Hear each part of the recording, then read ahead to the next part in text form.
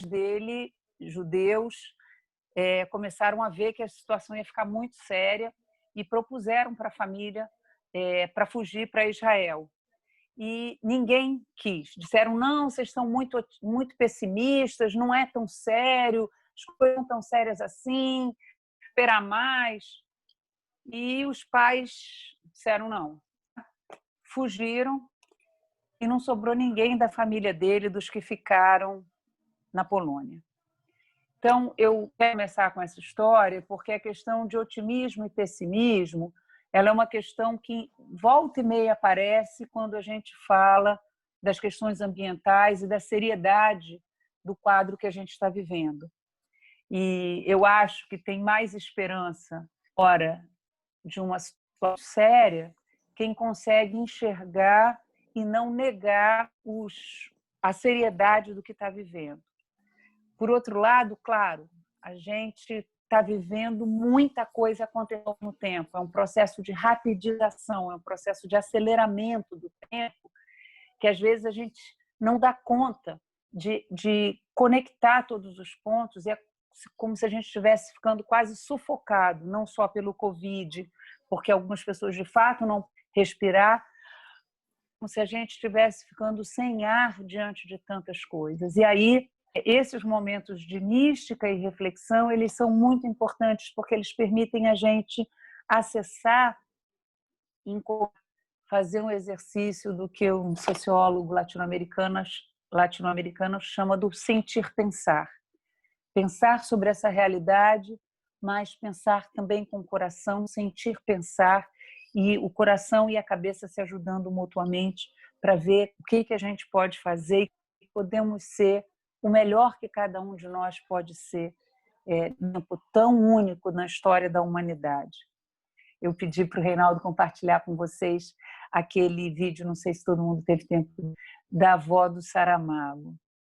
Eu, quando recebi aquele vídeo, eu fiquei muito comovida, porque meus avós vieram de uma aldeia parecida com aquela, e a sensação que eu tenho é que a gente é um pouquinho como a avó do Saramago, num mundo que está passando por uma bifurcação histórica inédita para a nossa espécie.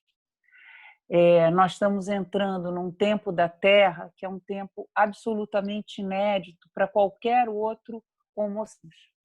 Para todo mundo aqui que passou por uma experiência muito forte, por exemplo, quando a gente é mãe pela primeira vez, você sabe assim, gente, é antes e depois, você não sabe como é que vai ser, são tantos, mas muitas mulheres antes de nós já deram à luz, então a nossa espécie tem memória disso.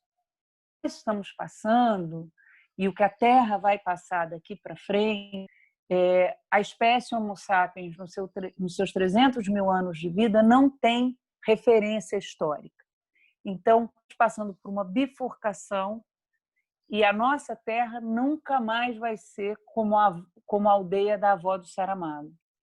E nós, como avó do Saramago, temos poucas palavras para compreender o conjunto das coisas que estão nos acontecendo. De fato, a gente precisa desse tempo de sentir pensar, desse tempo com calma e, ao mesmo tempo, desse tempo de urgência e emergência. O coronavírus é um acidente de percurso na história do capitalismo.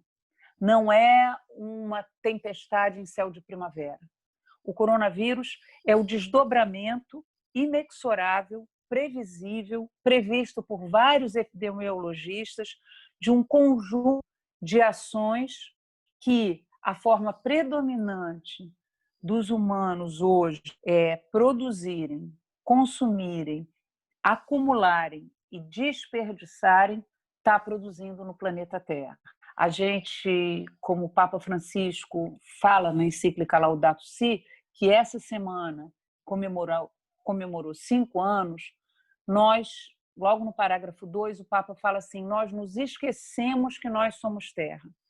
Nós temos um esquecimento como sociedade e, vejam, não é que nós somos parte da... Como disse uma vez um indígena num encontro que eu estava, eu acho que eu até já contei isso para vocês, ele disse, eu acho muito engraçado os homens brancos, porque vocês são parte da terra. Se vocês são parte da terra, vocês podem destruir a outra parte e ainda continua tudo mais ou menos bem. Nós não somos parte da Terra, nós somos Terra. E isso é exatamente o que o Papa Francisco fala no parágrafo 2 da encíclica Laudato Si. Nós somos. É impossível a gente destruir a Terra e continuar ao mesmo tempo vivo. Então, a pandemia do coronavírus é a confluência de um conjunto de crises que tem a ver com o excesso de desmatamento, destruição do hábitat da maior parte dos animais selvagens. Vocês sabem, nós estamos vivendo a sexta extinção em massa. Hoje, de todos os animais vertebrados vivos no planeta, 4% selvagens, 4%. 36% são humanos e os outros 6% são gado para os humanos se alimentarem. E esse gado para os humanos se alimentarem exige florestas devastadas e o uso intensivo de agrotóxicos. Então, nós temos um ambiente cada vez menos diverso, em que vírus que habitavam determinados corpos de animais, quando não tem mais para estar, encontram um novo hospedeiro, que é o humano. E aí a gente constrói a lógica que é muito perversa de dizer nós estamos em guerra contra o vírus. Não, gente, o vírus não está contra nós, o vírus não é nosso inimigo, e se tem uma espécie responsável pela pandemia, essa espécie é a humana. Nós, alertados pelos cientistas, alertados pelos povos indígenas, pelos curos, alertados pelos videntes, nós estamos utilizando do planeta mais do que o tempo do planeta se reconfigurar. E aí eu peço para o Reinaldo, eu preparei só umas imagens de PowerPoint para ele colocar para a gente a segunda, para a gente ter uma ideia do que isso significa. Não, é anterior a essa, Reinaldo, por favor.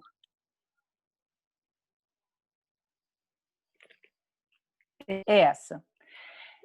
Em 1966, olha, esse gráfico vai até, se fosse até 2020, e ampliar ainda mais.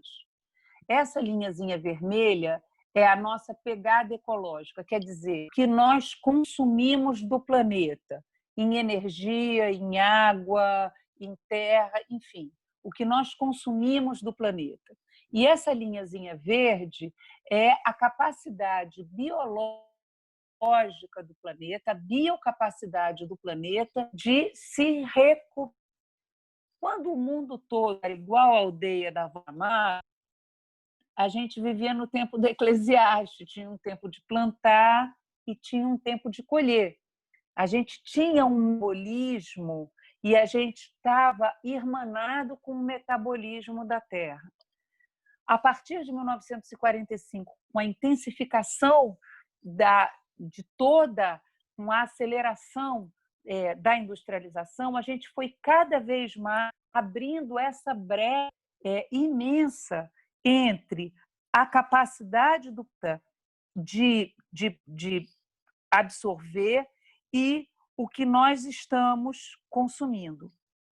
E a gente pode entrar numa compreensão, que eu acho que é outra que nós temos que evitar, é de que, então, a espécie humana é incompatível com o planeta. Passa a próxima, por favor, Reinaldo.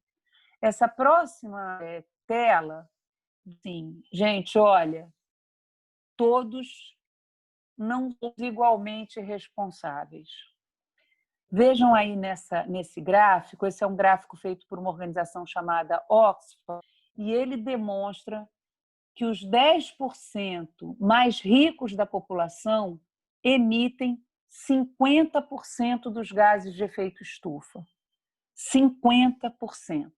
Ou seja, não todos poluímos da mesma maneira, da mesma intensidade. Ao contrário, existe uma forma de vida, como diz o Papa Francisco, vencedores e vencidos, numa forma de vida que penaliza a todos. Por isso, na coisa do coronavírus, a gente tem dito, Pode tirar, Reinaldo, já já eu vou te pedir para botar a outra. Por isso, na coisa do durante a pandemia do coronavírus, a gente tem escutado, e o Papa, inclusive, falou isso, e isso me perdoa, porque vocês sabem, eu amo de coração, de alma, de tudo, mas ele disse assim: nós estamos todos no mesmo barco. Gente, nós não estamos todos no mesmo barco. Estamos na mesma tempestade, uma tempestade atroz, mas essa tempestade afeta de maneiras diferentes pessoas em condições diferentes. Tem uma galera que está no transatlântico e tem muita gente que está de jangada e tem outros que estão tentando. Então, não é verdade que a pandemia nos afeta da mesma maneira. Lá na Amazônia, onde os indígenas estão morrendo aos baldes, quando estão com coronavírus, eles pegam um helicóptero, pagam R$200 mil e vêm para Alberto Einstein. Então, não estamos todos. E mais do que isso, durante a pandemia, e essa é a angústia de um tempo apocalíptico como o que nós estamos vendo, vocês sabem, um tempo apocalíptico é um tempo em que não há véu. Vocês sabem que os nossos irmãos protestantes chamam o livro do Apocalipse o livro da revelação, porque tudo fica absolutamente desvelado. E aí, nós que antes éramos chamados catastrofistas, apocalípticos, porque a gente dizia a ordem do capital é incompatível com o cuidado da vida no planeta, esse planeta que é planeta vivo, um planeta que tem uma dinâmica sistêmica que precisa de tempo para se recuperar. E todo mundo dizia: vocês são exagerados e vocês são catastrofistas. Na semana passada, enquanto se comemorava a Semana Laudato Si, a gente teve a felicidade de enxergar, e é muito difícil, como para a avó do Saramago, que tem poucas palavras, compreender lá o que nós vimos na reunião ministerial. Nós vimos na reunião ministerial o ministro do Meio Ambiente dizer: vamos aproveitar a tranquilidade do coronavírus para passar a boiada na Amazônia. A tranquilidade do coronavírus.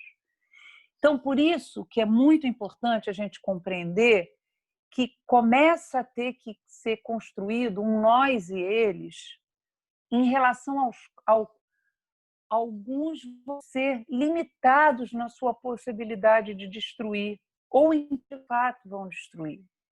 E aí eu peço ao Reinaldo que passe a próxima tela. Essa boiada e que o Salles esteja no comando da questão ambiental, a gente vê, gente, ele tem um patrão, ele responde a determinadas empresas. E muita essa daqui, boiada do Salles. A próxima, por favor. A próxima, Reinaldo, por favor. Essa. Quando a gente olha essas marcas que apoiam o Salles, a gente diz, isso já era assim, vocês lembram? Eu lembro quando eu conheci o Padre Ricardo, chegando aqui no Rio, vindo de Rio Maria, em que ele dizia: o pessoal que usa o trabalho lá na ponta que se apresenta como uma empresa de grande respeitabilidade.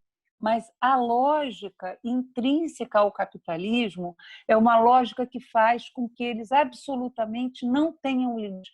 E durante a Covid estejam aproveitando para ainda mais diminuir o pouco de legislação ambiental que nós temos. E aí a gente fala: mas, meu Deus, então nós no Brasil estamos no vórtice, naquele ponto mais dramático. De fato, nós estamos. Mas nós não estamos sozinhos. Passe o próximo, por favor, Reinaldo. Nos Estados Unidos, vocês vão ver que está em inglês, mas eu acho que dá bem para acompanhar. De 18 de março a 28 de maio, portanto, em 10 semanas, ao mesmo tempo que 40 milhões de americanos perdiam seu emprego, os bilionários aumentavam a sua fortuna em praticamente 500 bilhões de dólares.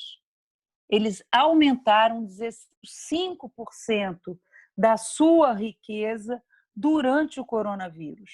Então, o coronavírus está sendo ativo para algumas pessoas. Tem gente que está lucrando e está lucrando muito. E aí a gente fica pensando, bom, mas como é que a gente faz? Porque nós também somos consumidores daquele produto. E nós também, quando tivemos a oportunidade de um governo democrático, nós também concebemos que a inclusão das pessoas pelo consumo tiraria as pessoas miséria. E cada vez mais a gente se dá conta que o mercado, como está conformado, chegando nesse limite de incompatibilidade entre o crescimento econômico e o sistema Terra, vai gerar mais insatisfação e frustração.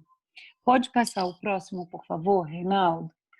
De 2009, no ano passado, o Fórum Econômico Global fez uma pesquisa sobre os maiores riscos para os negócios que estavam na pauta. Pode passar a próxima, por favor. E eles verificaram que desde 2008, desde a crise de 2008, nós entramos no que eles identificaram como a era da raiva. Vocês vão ver nesses dois gráficos, eles fizeram pesquisas mundiais, e esse gráfico aqui, eu sempre confundo esquerda e direita, esse aí que está com as experiências positivas, estão mostrando como a maior parte da população tem tido cada vez menos experiências positivas e, por outro lado, tem aumentado a quantidade de experiências negativas. Ou seja, a raiva passa a ser uma sensação constante para a maioria das pessoas, a tal ponto que eles disseram que nós entramos na era da raiva, com um tremendo crescimento do ódio mútuo. Pode tirar, Reinaldo, por favor. O que significa isso? Significa que o mercado cada vez menos pode entregar o que promete. Quando o Papa Francisco, na encíclica Laudato Si, diz nós vivemos uma complexa crise, duas crises, uma ambiental e uma social, ele diz nós vivemos uma complexa crise socioambiental, é porque esse modelo de produção e de concentração para muito poucos vai gerar mais e mais e mais pessoas frustradas, pessoas que, inclusive nós, quando tivemos no governo, ajudamos tanto a destruir a Amazônia, quanto a incluir pessoas no mercado sem nível de consciência para repensar que mercado, que produto, que tipo de produto eu devo consumir e quanto eu realmente preciso. Então, nós, um pouco como a avó do Saramago, vamos precisar reaprender o mundo. E esse é o grande chamado que o Papa Francisco faz para a gente na encíclica Laudato Si. Nós estamos chamados a fazer uma profunda conversão. Conversão ecológica integral. Conversão não é uma linha pequena, não é uma pequena mudança. Conversão é um processo intenso de alteração, inclusive, dos nossos padrões de desejo, dos nossos padrões de consumo e dos nossos sonhos. E vamos ter que fazer isso na era do ódio e também na era do medo. O Donald Trump, quando foi eleito, saiu publicado esse livro aqui. 10 minutos eu já vou terminar. Esse livro aqui chamado Medo, que era com entrevistas do Trump. E o Trump dizia, para mim, a política externa para os Estados Unidos, como os primeiros do mundo, é fomentar o medo. E o medo, junto com o ódio, geram uma sociedade cada vez mais desagregada. O medo é um sentimento muito potente, é um sentimento que muitas vezes nos toma. E muitas vezes, quando a gente tem medo, a gente nem sabe como reage. Qualquer um aqui que já foi assaltado, e a gente que mora no Rio, certamente, já, todo mundo, você sabe que você não consegue prever a tua atitude quando está com medo, porque o medo é coordenado no nosso ser pela parte mais primitiva do nosso cérebro, o cérebro reptiliano. E muitas vezes a gente atua avançando o que devia, ou a gente recua mais do que devia. É quase uma pessoa tartaruga. A gente entra para dentro do nosso casco, para dentro da nossa ostra. E o medo nos leva ao isolamento. Nessa época, nós que temos a graça de saber que não estamos sozinhos, nós que hoje celebramos Pentecostes, nós temos que ouvir o recado de as mulheres que venceram o medo porque estão juntas na noite escura.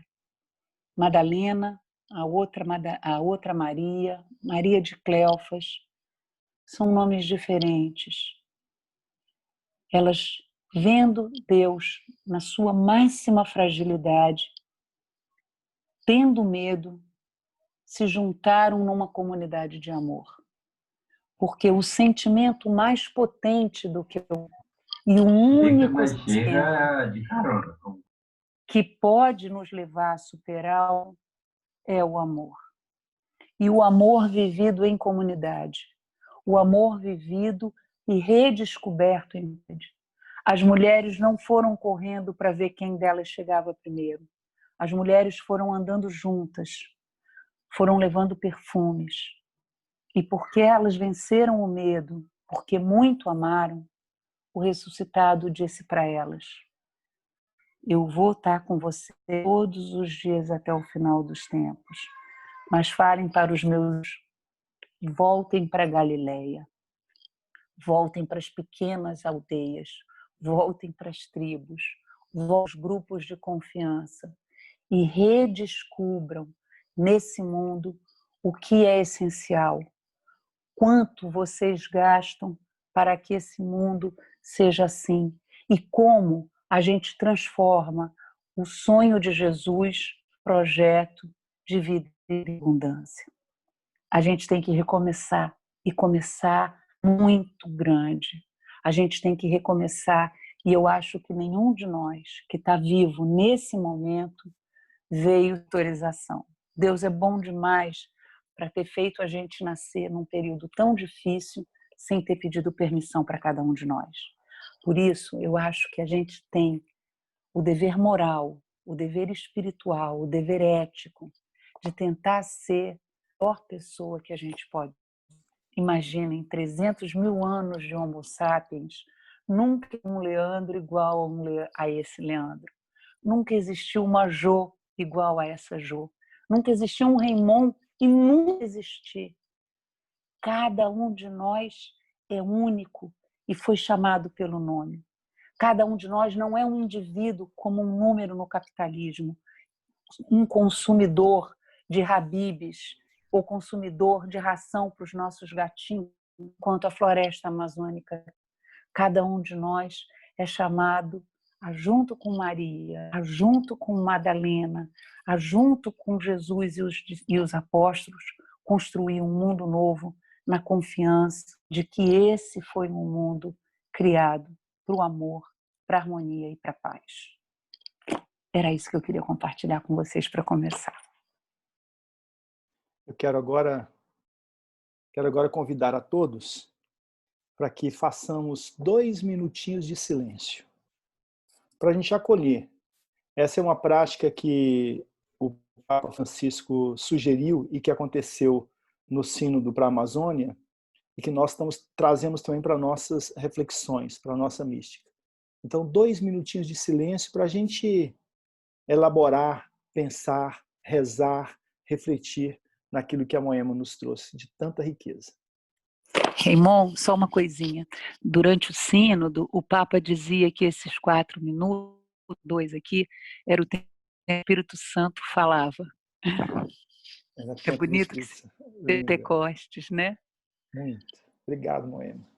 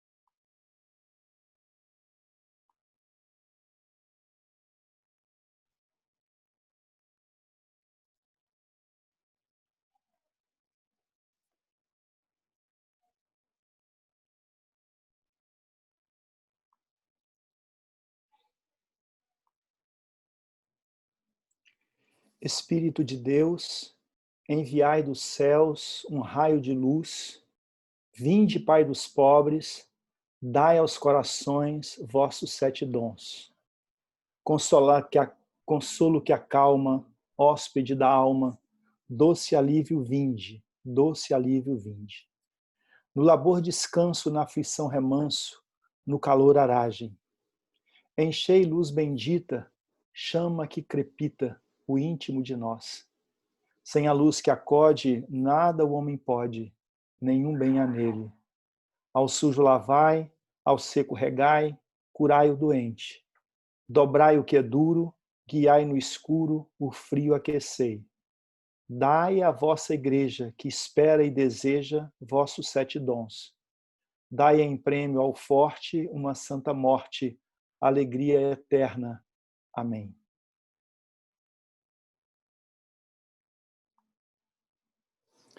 Nós vamos abrir agora, na nossa dinâmica. Eu quero primeiro dizer que tem muita gente que está chegando hoje aqui nesse nosso grupo pela primeira vez e dizer que vocês são todos muito bem-vindas e muito bem-vindos. Agradecer muito que vocês tenham chegado nesse grupo e convidá-las para que todo domingo a gente se encontre. No domingo próximo, o Padre Ricardo celebrará a Eucaristia conosco.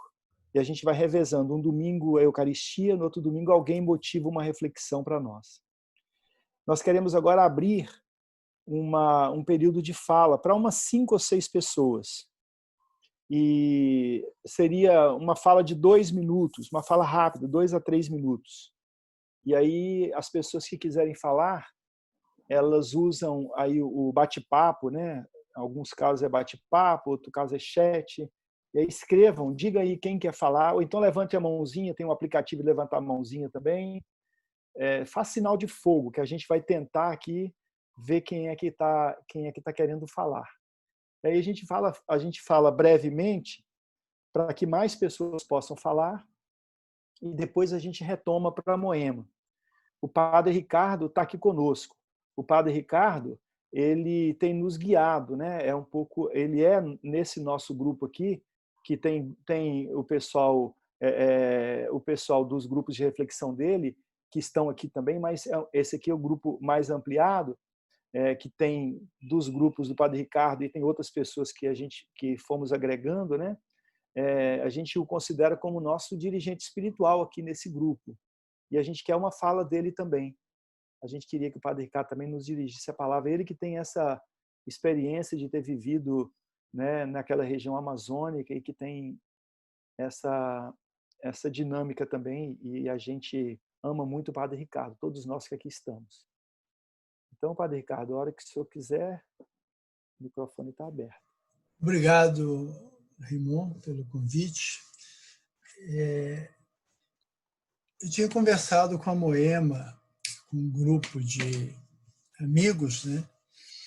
Alguns que eu conheço, estou conhecendo mais recentemente, alguns que eu conheço há mais tempo, como o Dom Erwin, do Xingu, a respeito da Amazônia, as questões que estão pendentes nesse momento e o acirramento da destruição das florestas e dos povos indígenas e os povos tradicionais, que são os ribeirinhos, os poceiros.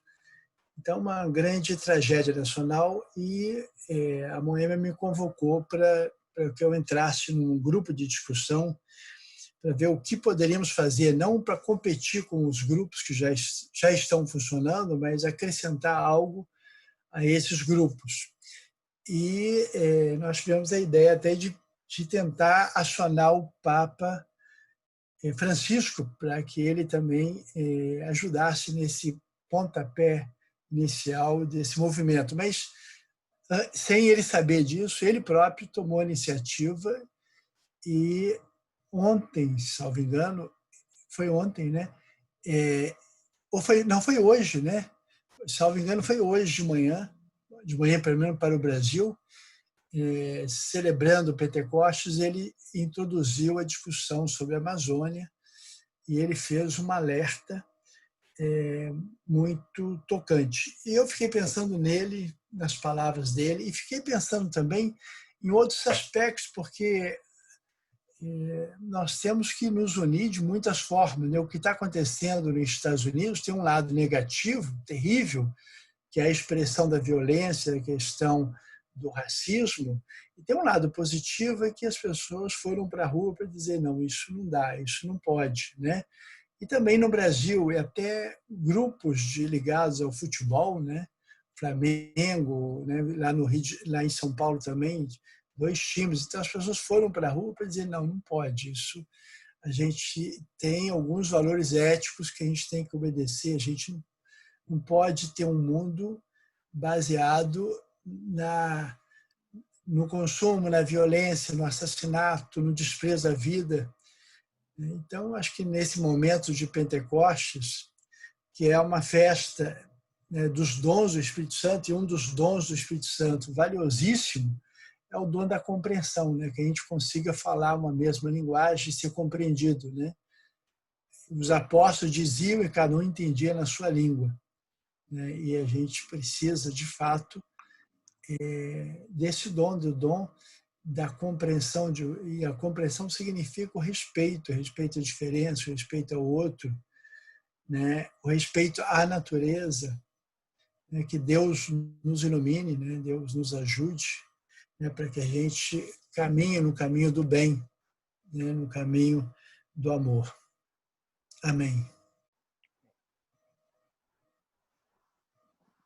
Eu estou olhando aqui no nosso bate-papo Estou vendo que a Alicia se inscreveu, Reinaldo. E a Ana deixou uma pergunta Ah. no chat. Pode ser que ela queira falar também, falar, né? Externar. Tá legal. Então, a Alicia e depois a Ana. E aí, quem quiser vai escrevendo aí. Está aberto. Deixa eu abrir aqui para a Alicia o microfone. Eu pedi no meu chat, mas não está funcionando.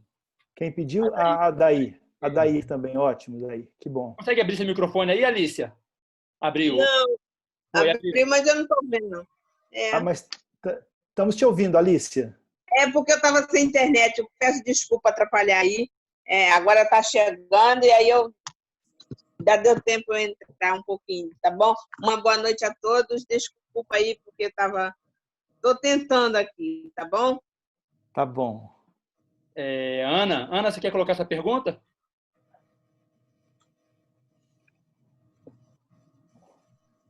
Ana Moraes.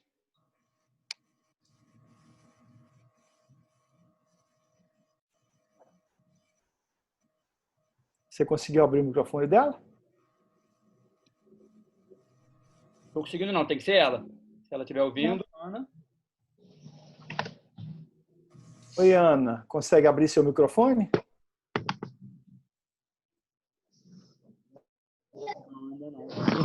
Então abre para o Reinaldo Neves. A Daí estava na frente. A Daí, desculpa, a Daí, claro. Professora Daí. Com licença um instantinho, eu fiz aqui uma listagem de quem se inscreveu. Se encerrar numa primeira rodada, encerra na doutora Eufrásia, tá bem? Tem uma listinha que eu botei no chat segundo a ordem do que foi aparecendo, tá bom? Tá bom. Reinaldo, olha então aí, Reinaldo. Ok, obrigado. Tá, tô vendo que porque alguns escreveram com mão, outro com áudio. Então, vamos lá agora com a Daí. Você pode abrir a Daí? Para ativar agora, né? Tá. Isso. Tá ativado? Tá. Ativado.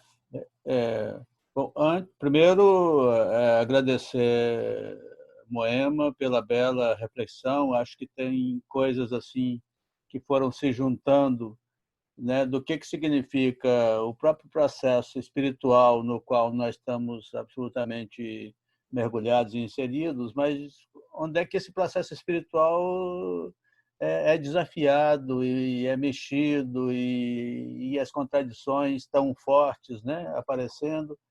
E essa leitura e essa visão de que quem é gerador da própria destruição é o sistema e somos nós que fazemos parte, né, desse sistema. Eu queria entender, nesse primeiro momento, inclusive, agradecer aqui também a todos nós, porque eu pedi mais de uma vez aqui pela recuperação do querido amigo nosso, companheiro Muniz Sodré, professor da UFRJ, né? E graças a Deus ele está se recuperando bem. Já que bom. Fez, inclusive, uma primeira gravação de vídeo já para todo mundo que está rezando por ele, que está junto com ele. Então, que sair, e ele teve muito mal. A gente teve um momento que a gente achava que ele não ia aguentar. E, graças a Deus, está voltando bem. Queria que nós, e certamente as nossas preces, orações, ajudam muito nesse processo, né? E aí, como Moema apontou bem, quer dizer, que processo é esse que nós estamos vivendo? E acho que só queria refletir um minuto só nessa questão da diferença, inclusive, que está colocada entre a reação nos Estados Unidos àquele assassinato bárbaro, né, do negro, e o policial, né? Aquele vídeo é uma coisa assim tão impressionante, né? Eu acho que 2 vídeos assim tão impressionantes, né? Aquele e essa reunião que nós vimos aí do Ministério e do governo, né? E eu acho que dentro desse que nós estamos vivendo hoje, claro que a gente está num momento em que o isolamento que é quase que a grande participação política pública hoje, né? Mas aí você vê nos Estados Unidos que também está tão grave lá o processo, da doença, e quanta gente na rua e que movimentos cada vez maiores nos mais diferentes lugares, né? Claro que, como o Padre Ricardo estava dizendo, aqui também nós já estamos começando, né? Quer dizer, claro que tem toda uma relação de... Que novidade é essa de a gente ter na rua, lutando pela democracia, as torcidas de futebol? Quer dizer, que fenômeno novo é esse, né? E claro que dentro das torcidas cada uma tem os setores organizados, e esse é o setor antifascista, né, que está colocado. Então, nesse sentido, eu queria até, num parênteses, até dizer que esse momento não é um momento em que todo mundo é nosso parceiro, não. Eu acho que com fascista a gente tem que ser antifascista, assim como com racista a gente tem que ser antirracista. Acho que é um processo que está colocado de forma muito direta e muito clara para nós, né? E aí a maneira como esses 3 meninos negros, né? Um deles distribuindo cesta básica, imagina a loucura, né? E o de São Gonçalo e o da Providência, quer dizer, são pessoas com uma tremenda potência de vida, e o que significa as possibilidades todas, e que são destruídos, e ao mesmo tempo, né, não há uma comoção no conjunto da sociedade, né? E hoje já alguns setores já começaram a vir para a rua no "parem de nos matar", né? E dentro dessa expressão "parem de nos matar", ela serve para essas autoridades insanas que continuam insistindo em nos matar, dizendo que não é para ficar isolado e que não é para se defender, né, tanto individualmente como socialmente, porque o não isolamento recria cada vez mais essas possibilidades. Então, para a gente todos possam falar, eu queria só trazer essas questões aqui. Obrigado. Obrigado, Adair. Raimon, antes de passar para o Reinaldo, eu vou ler. A Ana não quis falar, mas ela deixou a pergunta, pediu para a gente ler a pergunta que ela fez. Tá, Moema?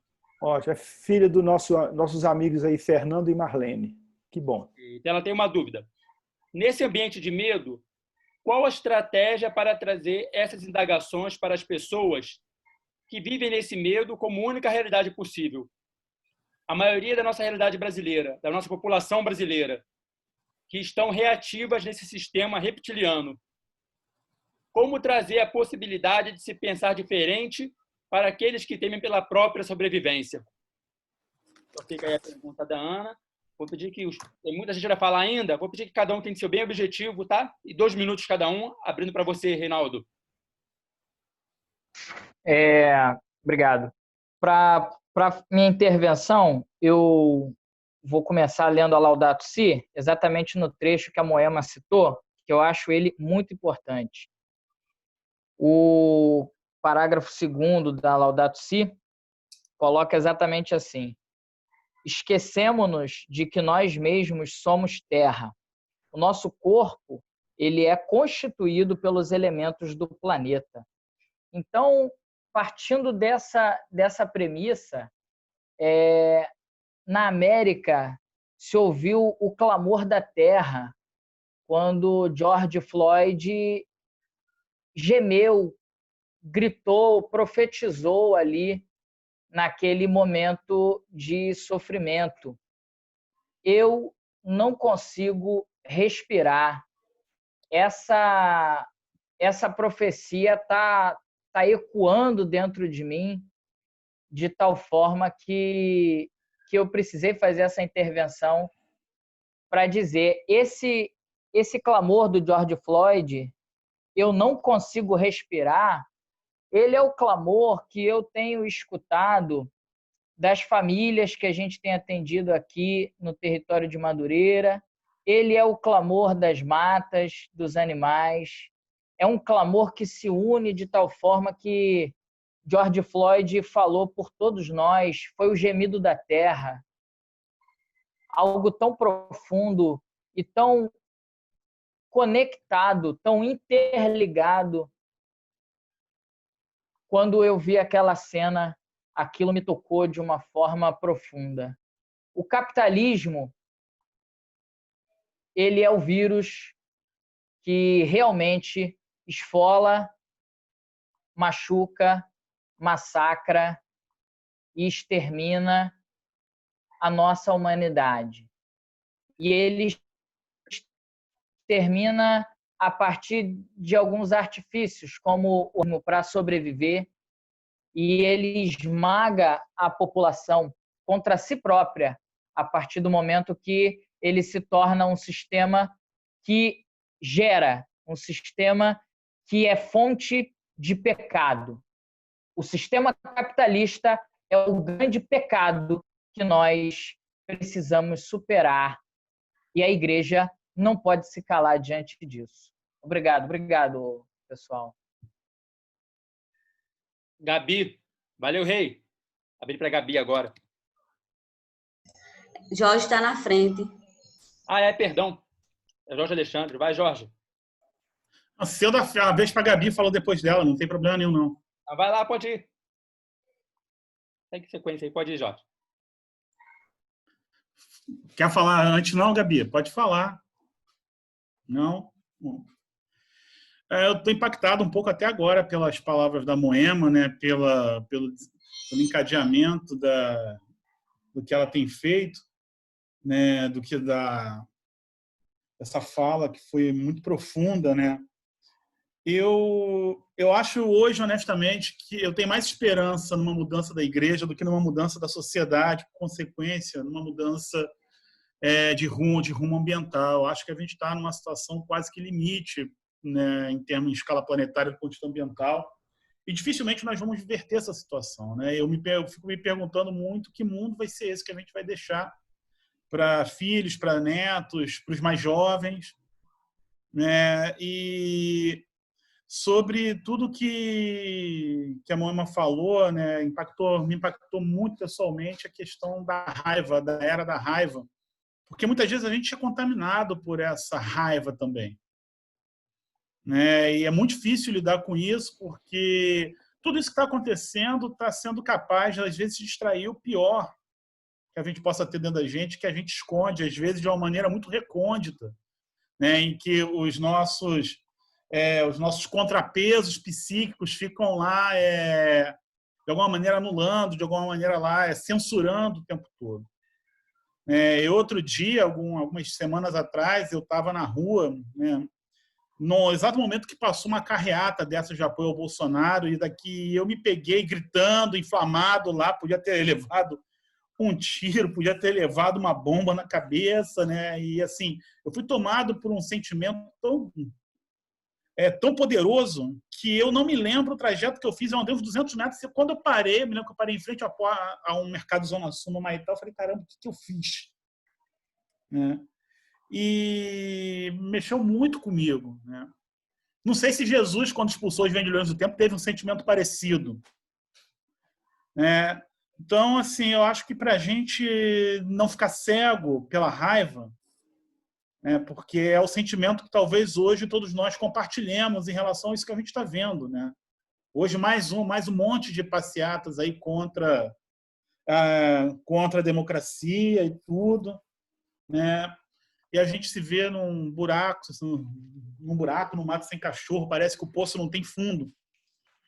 Eu acho que é um pouco a gente se deixar abrir a ação do Espírito de Deus, né, exercitar as nossas ferramentas de autocontrole, sem perder essa capacidade, né, de ser crítico e de ter muito claro o que a gente quer. Eu acho que o que a gente quer por uma opção de fé, que fique bem claro, né, o que eu acho que a gente quer é que o fascismo, que a intolerância, que o racismo, eles sejam destruídos.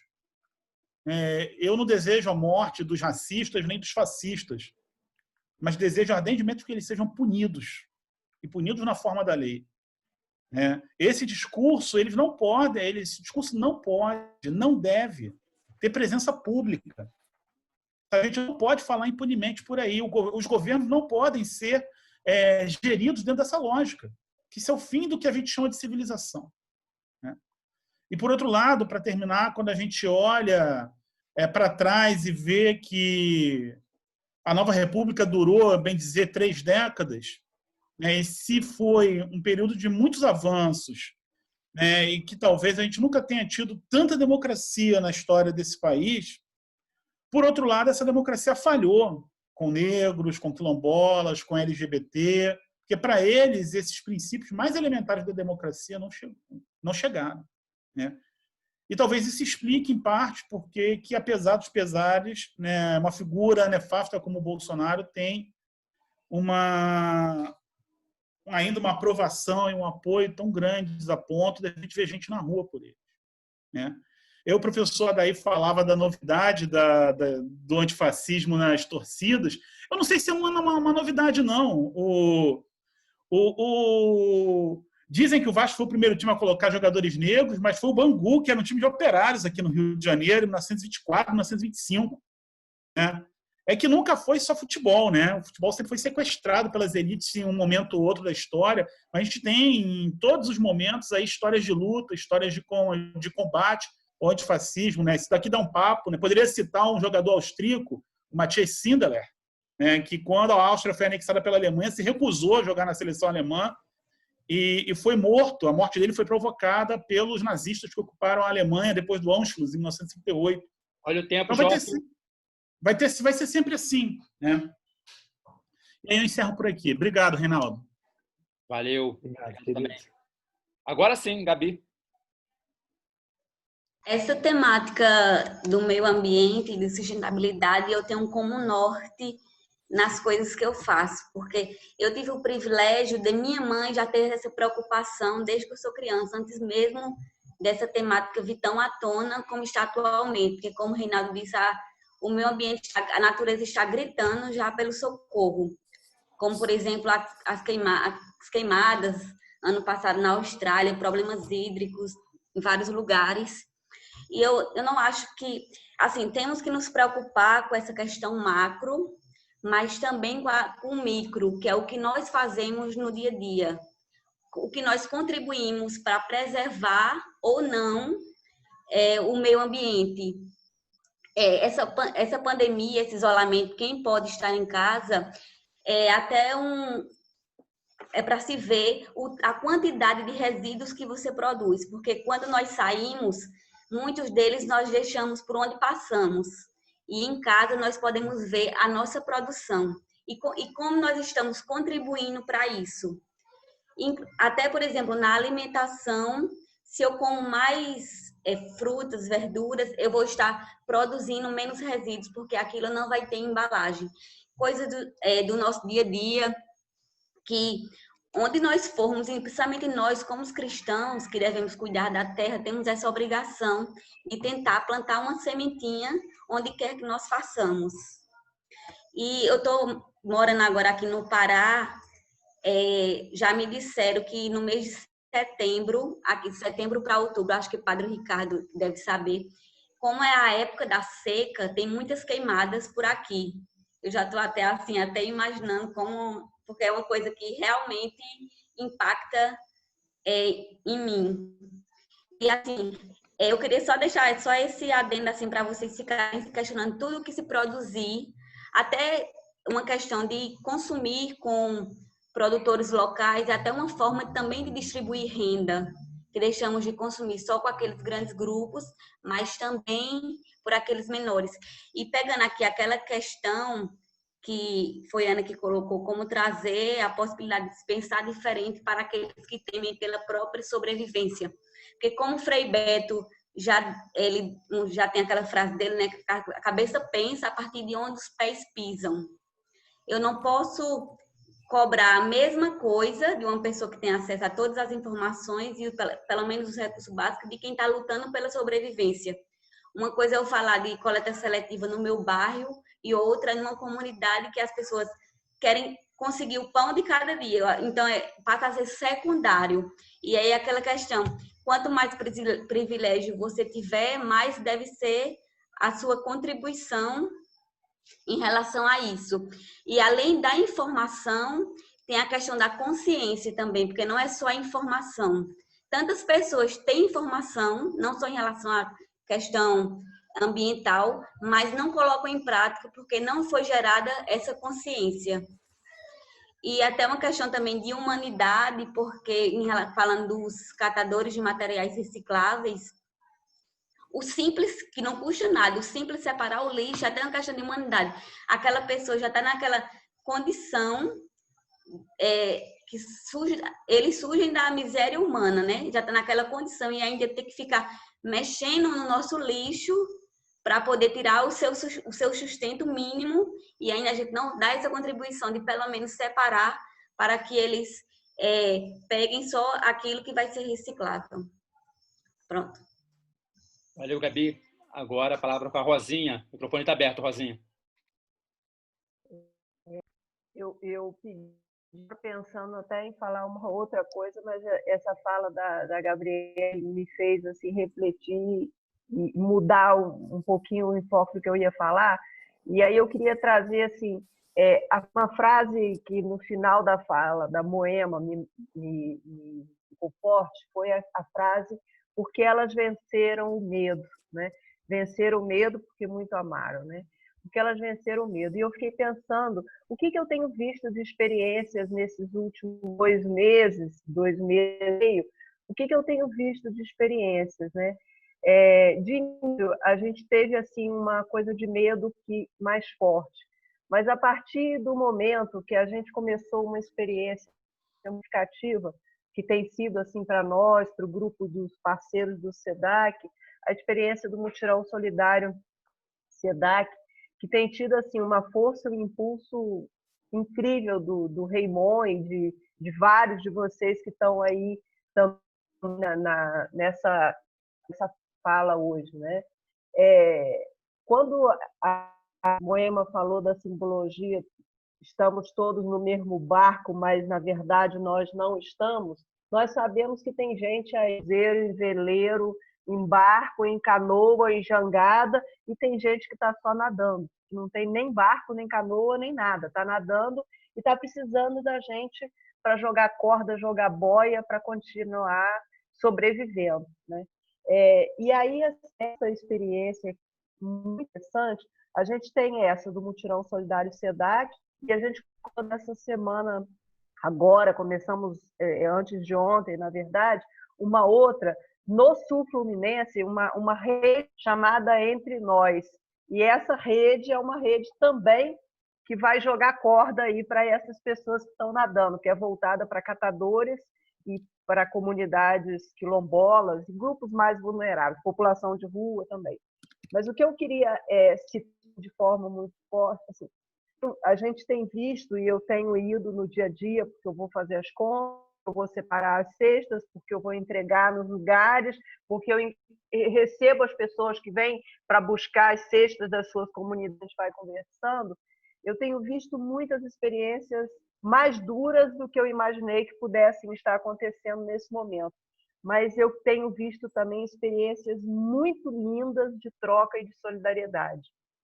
Experiências de pessoas que com o outro, de pensar no outro, de pessoas que se sentem impelidas a ajudar, algumas pessoas que nunca foram sensíveis aos outros, a outra pessoa, o sofrimento do outro, e que agora começa a pensar nisso e começa também a se sensibilizar e olhar o outro de uma outra forma, que quer estender a mão, né? E aí, assim, eu fico pensando, tem 1000 formas de ser solidário, tem 1000 formas de estender a mão, que cada um de nós encontre, e fortalecido por esses dons do Espírito aí, que está falando hoje, que cada um encontre isso, mas que, de modo especial, a gente vence o medo quando a gente sabe que a gente não está sozinho, né? E nós somos um coletivo aqui grande, nós somos pessoas que já são, por natureza, sensíveis e solidárias. O que nos uniu aqui, né, tem muito do amor, né? A nossa solidariedade, ela vem porque pelas nossas experiências de amor que já são primeiras. Algumas pessoas estão ficando mais sensíveis pela dor, né? Que a dor se aproximando, chegando. Então, que esses dois nos fortaleçam para que a gente seja realmente mais solidário, a gente vença realmente o medo e a gente demonstre que a solidariedade está aí e ela é muito mais forte do que o medo que tem aparecido. Obrigado, Rosinha. Agora, para concluir, abrir para Eufrásia. Querida Eufrásia.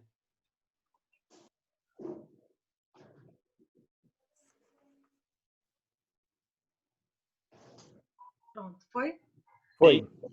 Eu vou ser bem rápida, porque eu estou bem contemplada com todas as falas, mas é mais mesmo para agradecer e cumprimentar a Moema. É muito importante a gente ouvir uma fala dessa importância para refletir sobre o que a gente está vivendo, né? Eu fico muito contemplada também sempre com as falas do Papa Francisco, fico muito feliz da gente ter uma liderança na Igreja Católica como essa, que, para além da liderança religiosa, também é uma liderança política, né? De chamar a atenção para a diferença da economia para as pessoas, que a gente tem que preservar as vidas, né? Que as vidas é que tem o dom do Espírito Santo e não a economia. Então, eu fiquei muito feliz e fico sempre muito contemplada com todas as falas do Papa Francisco. E dizer assim que na nossa prática diária é importante a gente refletir o quanto a gente ainda precisava evoluir como seres humanos, né, para que a gente consiga realmente colocar em prática todos os princípios cristãos de igualdade, de respeito ao outro, da vida em primeiro lugar. E eu fico pensando quanto ainda existem problemas dentro da própria igreja, com pessoas de uma linha completamente avessa a tudo isso, né, uma linha conservadora, para não dizer retrógrada, né? E quanto na sociedade ainda prevalece uma mentalidade de pessoas que são mesmo egoístas, que acham que é o mérito delas de ter alcançado, como a gente viu agora nesses dias, esse final de semana, de um empresário lá de São Paulo, que a mulher sofreu violência doméstica, chamou a polícia e ele xingou o policial e agrediu verbalmente, e o quanto essa mesma polícia que conduziu ele à delegacia, depois ele foi liberado, porque deve ter pago uma fiança, o quanto essa mesma polícia chega na favela matando as pessoas sem se importar com aquelas vidas por conta delas viverem em determinado espaço. Então, eu fico assim ainda muito perplexa com a questão ambiental, com a questão do consumo sem nenhuma consciência, e eu acho super importante o que a Moema falou das empresas. Tem que nomear essas empresas, sim, que são empresas favoráveis a esse tipo de prática, que acabam produzindo esse consumo sem nenhum tipo de reflexão.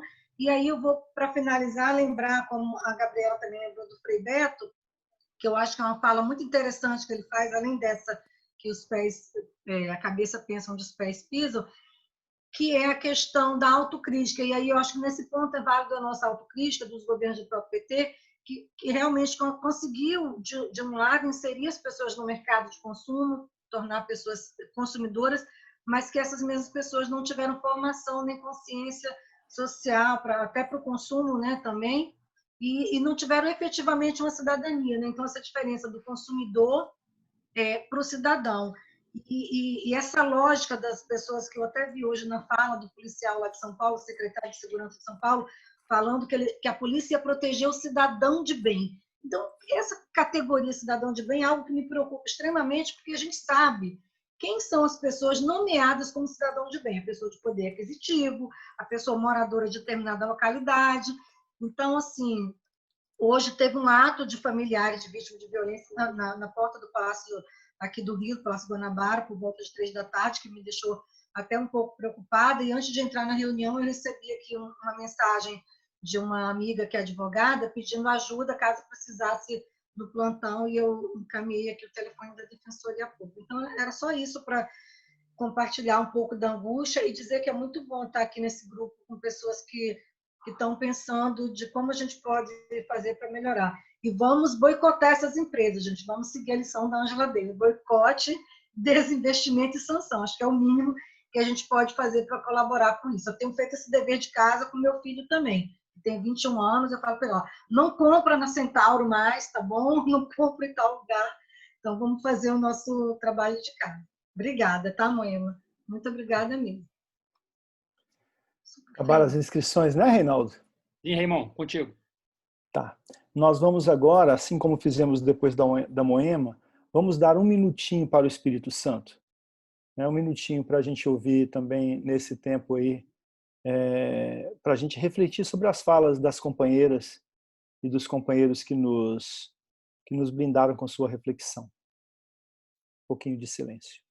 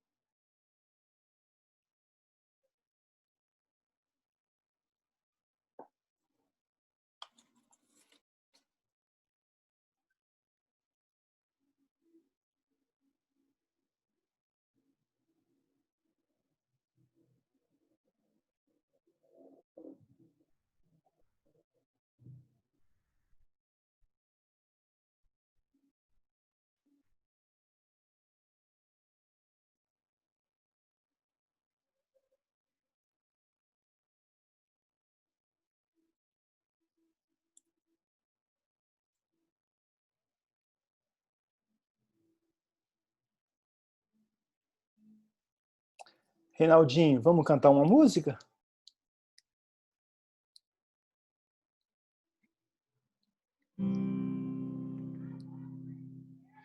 O teu povo, Senhor, está sofrendo, caminhando de um lado para o outro. Uma vida mais justa está querendo.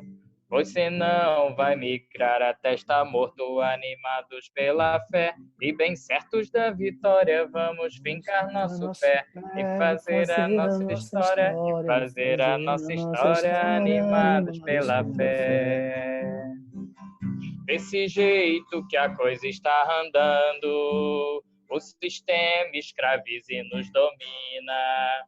Ele é o mal que está nos desviando da verdade que Cristo nos ensina. Animados pela fé e bem certos da vitória, vamos fincar nosso pé e fazer a nossa história, e fazer a nossa história, animados pela fé. Mas quem lucra com esse vai e vem são os grandes enquanto o povo sofre. Já é hora dos pobres se unir bem para juntar e construir um mundo novo, animados pela fé e bem certos da vitória, vamos fincar nosso pé e fazer a nossa história, e fazer a nossa história, animados pela fé.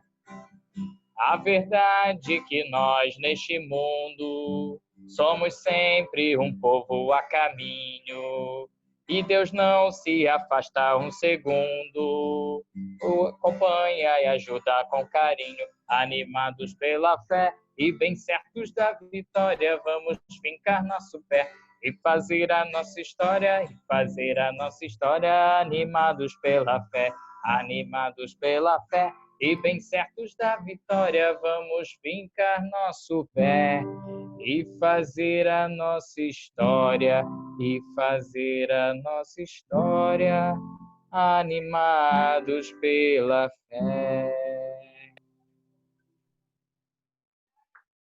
Agora vamos ouvir a Moema, né? Com mais um tempinho aí para fazer para nós a coroação de tudo isso, uma reflexão final, um apanhado, para a gente poder caminhar para a conclusão.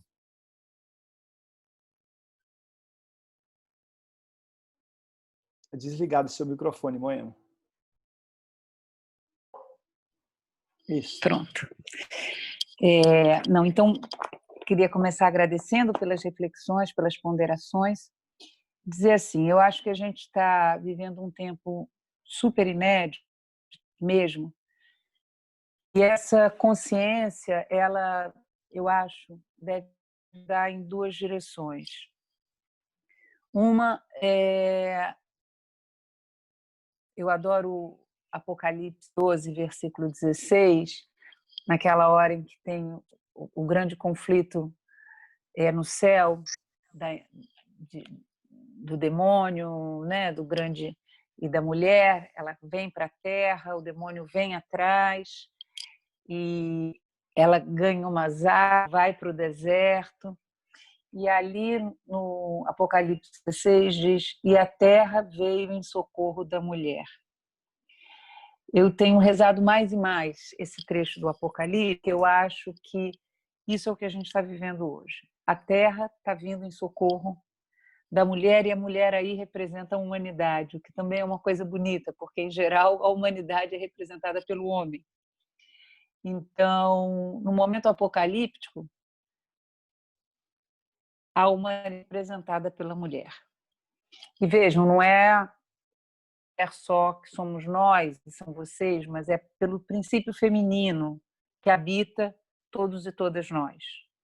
Todos já foram mulher um dia porque já habitaram um corpo de mulher, foram acolhidos num corpo de mulher, foram aninhados num corpo de mulher e viram a luz porque estiveram num corpo de mulher. Então vocês também sabem desse lugar do cuidado. Ainda que em algumas circunstâncias a vida intrauterina tenha sido uma vida de ameixa, mas ainda assim foi porque todos nós habitamos um corpo de mulher que cuida, que acolhe, que nós podemos ver a luz. E eu acho lindo que no Apocalipse todos nós estejamos sob essa proteção da Terra. E acho que a gente está vivendo isso. A gente, como modernidade, a gente deu que ser senhores da Terra, que a técnica ia permitir, que agora a Terra está dando um limite, que pode ser que a gente não aprenda.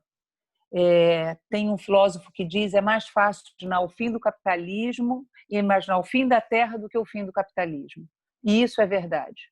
Por isso é que a gente precisa... Outro dia eu estava conversando com o pessoal de Nova Iguaçu e tinha um rapaz que estava com uma camisa: rezar e resistir. Eu falei, esse é o meu lema para esse momento. Rezar e resistir. Rezar muito e resistir a ficar enganchada nas lojas do capitalismo e me desenvolvendo do capitalismo, sabendo que é impossível fazer isso sem, ao mesmo tempo, conceber um novo tempo pós-capitalista. Então, a gente precisa, por um lado, sobreviver nesse tempo tão difícil e, ao mesmo tempo, ter um sonho restaurador que dê sentido para a nossa caminhada. Sem um sentido de por que nós estamos vivos, de que nós estamos vivos, o que vamos fazer aqui, vai ser muito difícil resistir a esse tempo tão duro. Eu gosto muito, talvez muitos de vocês conheçam, do Viktor Frankl. Viktor Frankl, um psiquiatra, foi companheiro contemporâneo do Freud, foi preso num campo de concentração, e quando ele estava preso lá, ele, observando as pessoas, ele dizia, tinha dito que entregues às necessidades, se botasse toda a humanidade numa ilha deserta e ninguém tivesse o que comer, nessa ilha as pessoas iam voltar a sua animalidade, iam ser cruéis entre si, iam ser vorazes entre si. E ele disse, estando na situação limite, que foi um campo de concentração, de fato, eu vi que muitas pessoas rapidamente se revelaram porcos, fizeram subserviências aos nazistas, mas nessa situação extrema eu vi que muitas pessoas eram santos, muitas pessoas partilhavam uma migalha, muitas pessoas partilhavam um sorriso, e a maioria de nós estava ali entre uma coisa e outra. Mas ainda que tivesse sido um santo, isso seria que a humanidade pode ser também isso. Acho que no momento tão extremo que nós estamos vivendo, acho que o Jorge fala uma coisa que eu sinto muito. A gente conhece todos os nossos sentimentos. E esses sentimentos de raiva e medo são sentimentos que a gente normalmente esconde, que a gente normalmente se protege deles, que a gente não sabe como reage na hora do grande medo. E a gente nem sabe o que a gente pode fazer outros com a nossa forma de reação ao medo. Porque tem gente que simplesmente se fecha e acha que porque se fechou não está fazendo mal a ninguém. Se na hora do medo você se fecha, você também não é solidário, você também não compartilha o caminho com os outros. Mas eu acho, e tenho feito essa experiência terapêutica, de entender que nesse momento limite, não as grandes obras de salvação. Como a Rosinha disse, os gestos concretos de solidariedade. Eu acho que esses são os gestos que nos inspiram no que nós temos de melhor.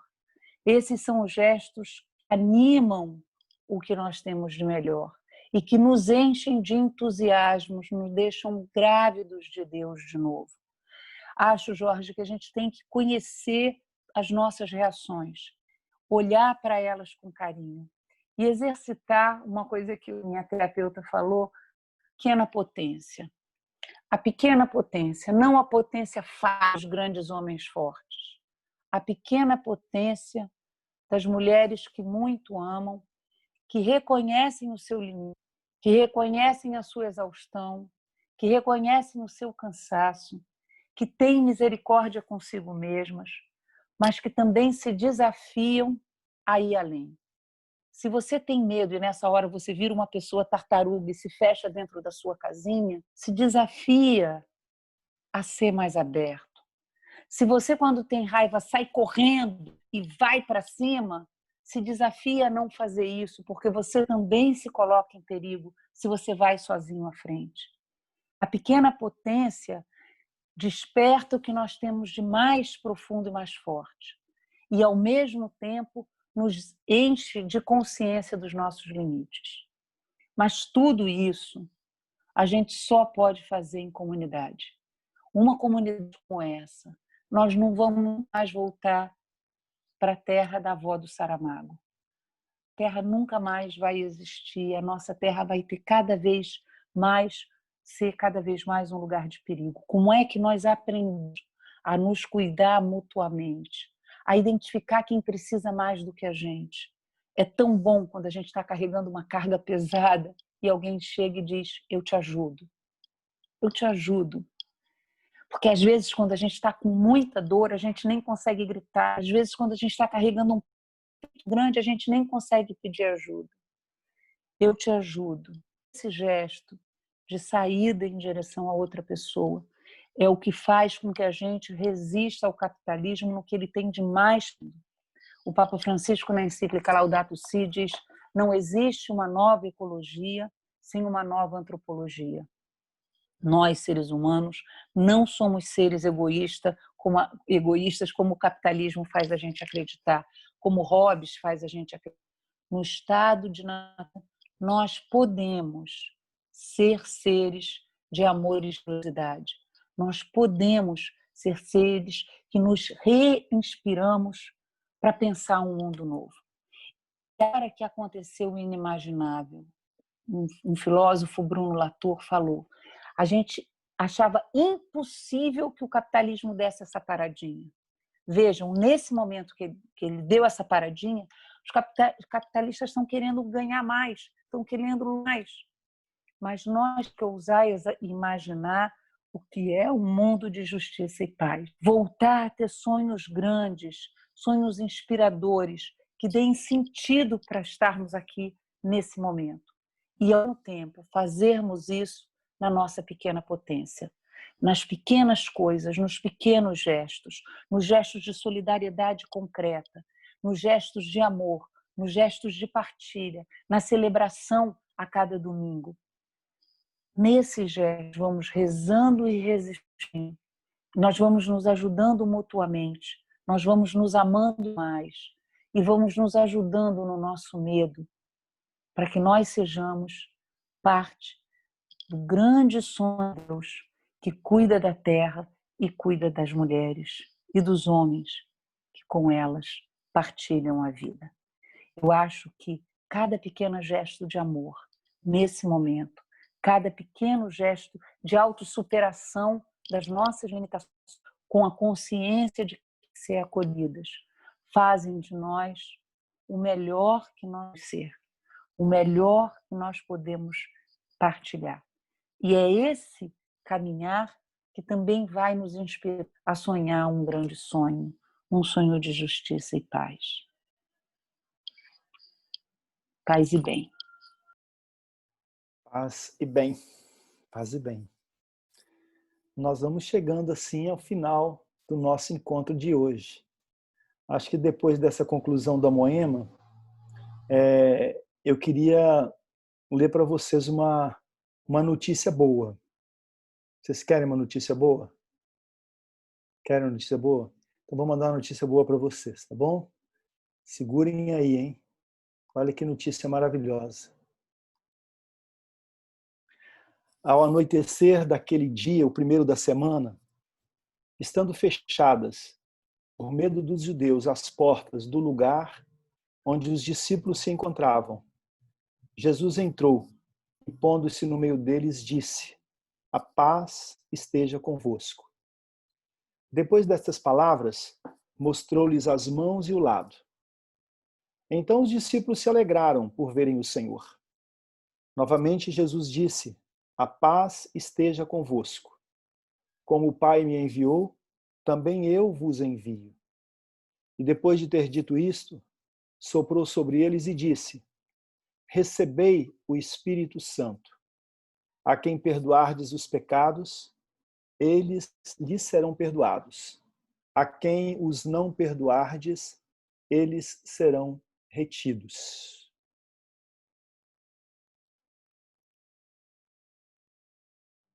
Palavra da salvação. Glória a vós, Senhor.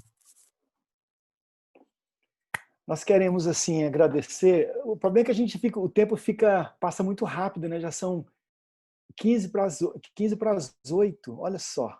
Eu queria, né? Eu sei que talvez não dê, mas tem tanta gente nova assim, né? Novo nenhum de nós graças a Deus, né? Já são bem experientes, né? Mas assim, gente que chegou hoje aqui pela primeira vez nessa nossa roda, nessa nossa mesa de irmãos. Que é isso, né, Padre Ricardo? Tá aí, né, Padre Ricardo? Não é uma mesa de irmãos que a gente quer construir? Isso, estamos tentando. E aí, oi, querido. O Jorge Alexandre me escreveu aqui em particular dizendo que o Padre Ricardo é o pároco da nossa paróquia virtual de Nossa Senhora da Libertação. Eita. Quem gostou, bate palma, gente. Quem gostou, bate palma. Aí. Quem deu a provisão de pároco para ele foi o Dom Jorge? Dom Jorge Alexandre? Nós aceitamos. Ô Jorge. Dom Frei Raimon. Nós acatamos. E gostamos da ideia. Semana que vem a gente vai se encontrar de novo, mas aí para a celebração eucarística. Depois, no próximo, isso no dia 7, né? Tem anotado aqui para não esquecer. Aí no dia 14, nós vamos ter um encontro. Quem vai falar para nós é o diácono Marcos Gaioso, nosso companheiro aí. Ixi, Nossa Senhora, que bagunça que está a minha mesa. Nosso companheiro Marcos Gaioso vai estar conosco no dia 14, falando para nós do coração amoroso de Deus. Depois do Marcos Gaioso, nós vamos ter no dia 21, celebração eucarística de novo. E no dia 28, nós vamos ter um Papa em confinamento, em isolamento. O Papa Francisco e a Covid-19. Quem vai falar para nós é a Gláucia, que está aqui com a gente também, nossa companheira. Aqui nessa roda tem muitas pérolas. Aliás, todos somos pérolas, né? Todo mundo aqui pode assessorar algum encontro. Todos podemos assessorar. Então, a gente vai, né, se organizando dessa forma. E aí, queríamos agradecer a todo mundo. Eu queria, na verdade, assim, falar os nomes novos que estão aqui. A Tereza já esteve da outra vez, mas o marido dela não esteve. Está aí hoje o Teófilo, né, querido? Bem-vindo. Aqui nessa tela, quem é de novo que eu estou vendo? A Maria da Conceição, acho que não tinha vindo ainda. Tinha? Bem-vinda. Continuando, a Socorro já tinha vindo, Socorro? Já tinha vindo. Acho que nessa tela que eu estou vendo aqui, todo mundo já tinha vindo. Tem